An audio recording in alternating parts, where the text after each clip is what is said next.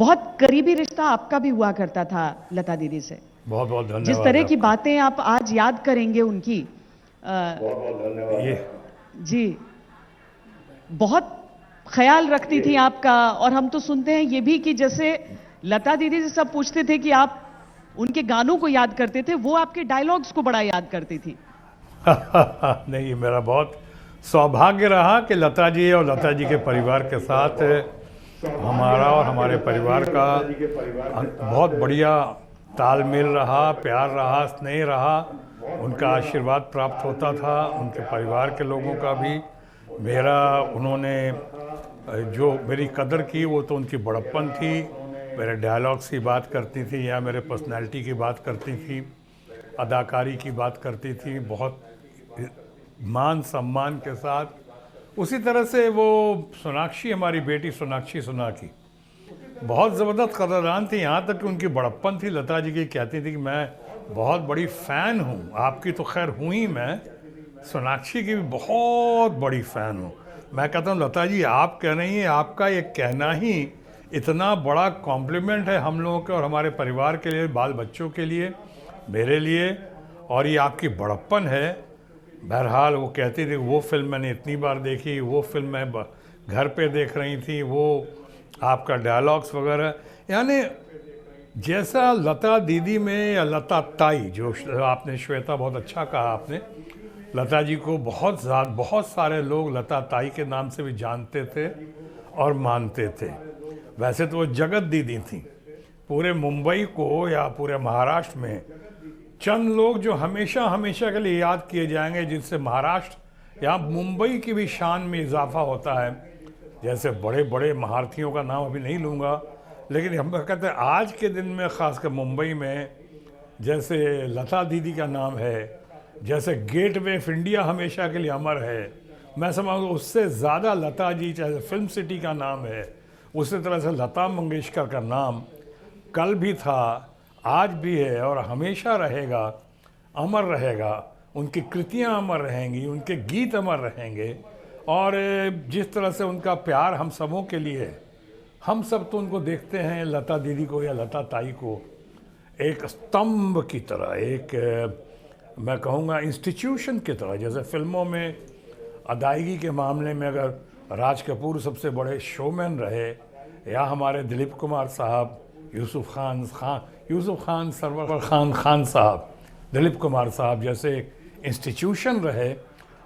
और हम लोग जो FTII से आए, पूना फिल्म इंस्टीट्यूट से आए, हम लोग जितना मानते रहे दिलीप साहब को, वो इंस्टीट्यूट का ना होने के बावजूद भी ये कहते रहे कि ये इंस्टीट्यूशन है। उसी तरह मैं समझता हूँ आज सबसे बड़ा अध्याय फिल्म उद्योग का या पूरे महाराष्ट्र का, एक कला के क्षेत्र में, कला और संस्कृति के क्षेत्र में एक भारतीयता से ओतप्रोत इतनी अच्छी, इतनी प्यारी, इतनी न्यारी, घर घर की हमारे लता दीदी या लता ताई के जाने से जो आज वैक्यूम पैदा हुआ है, एक इंस्टीट्यूशन के जाने से जो वैक्यूम पैदा हुआ है, मैं नहीं समझता हूँ कि ये वैक्यूम कभी कोई पूरा कर पाएगा। मुझे लता जी का अपने परिवार के प्रति जो प्यार, मान, सम्मान, स्नेह जो हासिल हुआ, उसका मैं हृदय से उनका आभार प्रकट करते हुए इस गीत की पंक्तियों को दोहराना चाहूँगा। श्वेता, इन पंक्तियों को दोहराना चाहूँगा कि तुम न जाने किस जहां में खो गए, तुम न जाने किस जहां में खो गए, हम भरी दुनिया में तन्हा हो गए। सजा फिल्म का ये गाना आज से 70 साल पहले गाया हुआ, कितना ताज़ा है, कितना मुफीद है, कितना सटीक है आज के लिए, और कितना इसमें प्यार, कितना दर्द छलकता है कि तुम न जाने किस जहां में खो गए, हम भरी दुनिया में तन्हा हो गए। लेकिन शत्रुघ्न जी, आपको अपनी पहली मुलाकात याद है? आपकी जब पहली मुलाकात हुई होगी उनसे? देखिए, पहली मुलाकात आपने श्वेता कही, कई बार मुलाकात हुई। वैसे तो स्टेज की दुनिया में, कई फंक्शंस में, कई कार्यक्रम में, हालांकि वो कार्यक्रम वगैरह में, फंक्शंस वगैरह में बहुत कम आती थी बहुतों के मुकाबले, लेकिन वो सब मुलाकातें हुई, लेकिन एक बहुत प्यारी सी मुलाकात है और वो हमेशा याद रहेगी, और वो थी मैं उनके साथ एक गाने में शरीक था, और सुपरहिट गाना आप बता दें कैसे जिया जाता है। वो गाना महान कलाकार रफ़ी साहब के साथ एक इंस्टीट्यूशन हमारी लता मंगेशकर जी गा रही थी। उसमें मेरे भी गाने के तो बोल थे ही, मेरे भी कुछ डायलॉग्स थे, जिसका आपने कहा लता जी डायलॉग्स की बहुत कदर करती थी, बहुत इज्जत करती थी, बहुत मानती थी मेरे डायलॉग से। तो उसमें बड़े पॉपुलर मेरे डायलॉग्स थे, तो बादशाह खुदा जिससे डरता है अपन, और इस गरीबी में बड़ी मौज करता है अपन।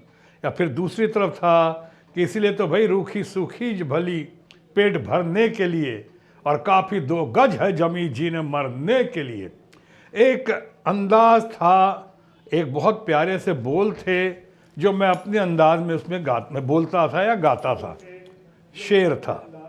लेकिन मुझे याद है कि लता जी का जो वहाँ दबदबा था, जो मान सम्मान था, कि वो इतने देर से बैठी हुई थी, और मैं लेट लतीफ़ी के लिए मशहूर था, और मैं फिल्मिस्तान स्टूडियो गोरेगांव में शूटिंग कर रहा था, और लोग चाहते थे कि मेरी आवाज़ हो उसमें और मैं भी उस गाने में शरीक हो जाऊं।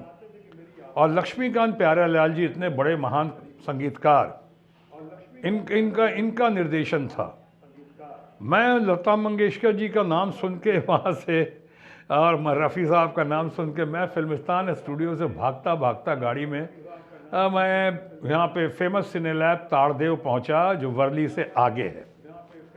पहुँचते पहुँचते 2 बजे की शिफ्ट थी, 2 बजे से लोग तैयार बैठे थे, मैं करीब 3:30 के करीब पहुँचा वहाँ। 3:30 यानी लेट लतीफ़ी का रिकॉर्ड तोड़ रहा था मैं। और बताइए, महान कलाकार रफ़ी साहब थे, लक्ष्मीकांत प्यारेलाल, हमारे डायरेक्टर जो थे, बहुत बढ़िया actress director, great director Dulal Guha साहब थे वहाँ पे, और लता मंगेशकर थी वहाँ पे। मैं जब पहुँचा तो वहाँ देखा कि वो वातावरण में एकदम सन्नाटा था, बुरी तरह सन्नाटा। लेकिन बाकी लोग तो मुझे कुछ नहीं कह पाए, लेकिन सब देख रहे थे, सबने लता दीदी की तरफ देखा कि शायद लता दीदी कुछ उलाहना दें, कुछ प्यार से बोलें, इनको लेट क्यों किया। और मैं थोड़ा घबराया हुआ था, थोड़ा शर्माया हुआ था, थोड़ा नर्वस था कि लता जी ने देखा मुझको, उन्होंने कहा हाँ मैं जानती हूँ, आप तो आ रहे हो वहाँ से फिल्मिस्तान से, फिल्मिस्तान गोरेगांव से आप आ रहे हो, वहाँ तो बहुत ट्रैफिक बहुत होता है वहाँ पे, आप इतने जल्दी कैसे आ गए, वहाँ से तो इतना ट्रैफिक होता है, माय गॉड। और वहाँ से आने में ताड़देव, मैं तो रहती ना बाबा ना, मैं तो नहीं पहुँच पाती इतनी जल्दी, आप तो कमाल इतनी जल्दी आ गई ये करके। एक जो उनके कहने का अंदाज था, जो किलकारी, जो हंसी में उन्होंने बात कही, और सब लोग हंसने लगे, और ये करके एकदम हल्का फुल्का हो गया।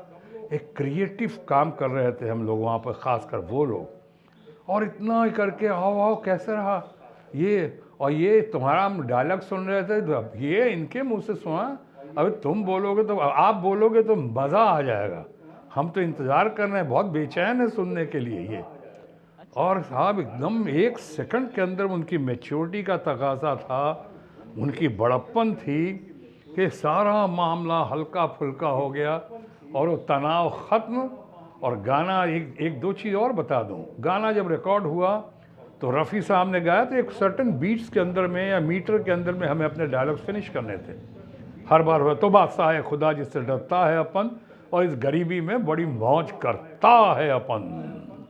तो ये अपन को पहले ख़त्म होना था कि रफ़ी साहब कभी मुझको देखते रहे, कभी एडमायर करते रहे, कभी मैं रफ़ी साहब को देखता रहा। लता जी की अब टाइम नहीं आया था, उधर बैठी थी, कि अचानक कभी 1 टेक 2 टेक, हम लोग सब 1 टेक के लिए मशहूर थे कि रफ़ी साहब और मुझ जैसे आदमी कभी मिलाकर 7-8 रीटेक्स हुए वहाँ पे, अंतोगत वह हो गया।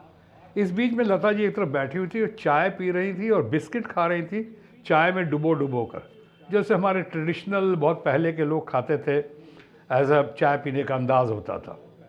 चुपचाप बैठी थी।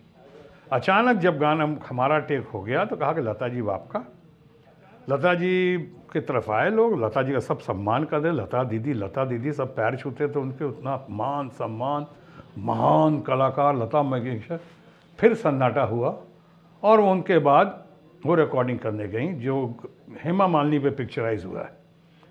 और धर्मेंद्र और मेरा पोर्शन रिकॉर्ड हो चुका था, धर्म जी का। उसके बाद वो गाना वो गाना उन्होंने, लता जी ने जब गाना शुरू किया, चाय में बिस्किट, यानी बिस्किट वहीं छोड़ा उन्होंने, गई वहाँ पे टिश्यू से मुंह साफ करके, और वहाँ पे उन्होंने गाना शुरू किया। यानी गाना शुरू किया और गाना ख़त्म किया, एक टेक में गाना ख़त्म। ज़ोरदार तालियां बजी, म्यूजिशियंस के चारों लोगों ने बड़ी सराहना की, बड़ी प्रशंसा की। ये लेकिन उससे भी बड़ी बात मैंने और देखी, आम लोगों की प्रशंसा होती है, श्वेता आपकी हो कि मेरी हो, तो हम लोग सर झुकाते हैं, बाउ करते हैं, प्रणाम करते हैं। वो अपना मुस्कुराते वहाँ से आई, तालियां बजती रहीं, सब लोग वाह वाही करते रहे। वो चुपचाप आई, वही बिस्किट जो छोड़ कर गई थी वही चाय के प्याली में डाला और उसको बिस्कुट को खाना शुरू करके। मैं कहना ये चाह रहा हूँ कि इस तरह की बात देखी कि उनको कितने बड़े बड़े खिताब नहीं मिले हैं, यानी पद्म विभूषण से लेके, भारत रत्न से लेके, फ्रांस सरकार ने उनको सबसे हाईएस्ट अवार्ड दिया, किस किस जगह से क्या क्या अवार्ड्स एंड डॉक्टरेट्स नहीं मिले हैं लता जी को। लेकिन मैं समझता हूँ ये सारे खिताब जो हैं जो लता जी को मिले, वो उनकी शान में इजाफा नहीं करते हैं, बल्कि मैं तो यहाँ तक कहूँगा कि लता जी ने उन खिताबों में चार चांद लगा दिया जिन खिताबों को लता जी ने स्वीकार किया। ये लता जी की काबिलियत, ये लता जी के अंदर का गुण, ये बहुत ज़बरदस्त उनकी मकबूलियत, वो ताकत, वो शक्ति लता जी में रही, वो टैलेंट, वो हुनर। फिल्मों में वो बड़े भाई धर्मेंद्र को, धर्म जी को बहुत मानती थी। राज कपूर साहब से बहुत उनका याराना था, बहुत दोस्ती थी, बहुत कदर थी। Great showman Raj Kapoor. दिलीप कुमार साहब तो उनको मेरी छोटी सी मुख्तसर सी बहन कहते थे, मुख्तसर सी बहन ये करके। लेकिन दिलीप कुमार ये धर्मेंद्र जी को, धर्म जी को इतना मानती थी, चाहे मुझे भी उनका बड़ा स्नेह और प्यार मिलता था, लेकिन क्रिकेट के लिए बहुत लगाव था उनका। दुनिया में क्या हो रहा है और देश के लिए, भारत के लिए कौन नाम और रोशन कर रहा है, कैसे हमारे क्रिकेट के खिलाड़ी कैसे वर्ल्ड कप जीते, क्या क्या कर रहे हैं, और उनके लिए पार्टी देना, सुनील गावस्कर हो कि सचिन तेंदुलकर हो, उनकी शान में उनके कसीदे पढ़ना उनकी तारीफ में, यानी ये सब बात उनका। और जो अच्छा नहीं किया जिन्होंने क्रिकेट में, मैं सुनता था और देखता था कि उनको भी बड़ी उनकी हौसला अफजाई करती थी। आप करेंगे, आप। उनकी कहने का अंदाज, उनका इतनी सादगी थी और उनके अंदर बचपन शत्रुघ्न जी जो झलकता था। छोटी छोटी कहानियां सुनाई, मुझे लगता है कि उनके व्यक्तित्व के बहुत बड़े बड़े और बहुत गहरे गहरे भाव सामने आप लेकर आए हैं। बहुत बहुत धन्यवाद हमारी इस श्रद्धांजलि सभा में जुड़ने के लिए और लता दीदी के बारे में ये सारी कहानियां हमसे बांटने के लिए।